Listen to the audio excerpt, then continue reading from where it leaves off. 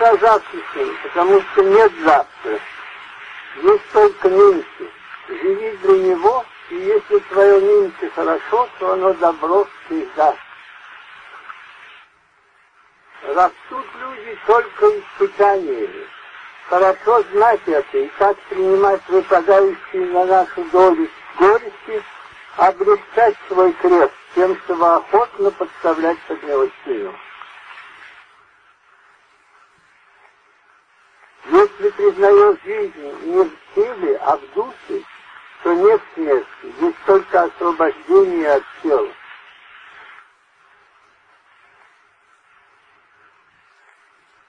Мы сознаем в душе нечто такое, что не подлежит смерти. Отдели только в своей мысли то, что не телесно, и ты поймешь, что в тебе не умирает.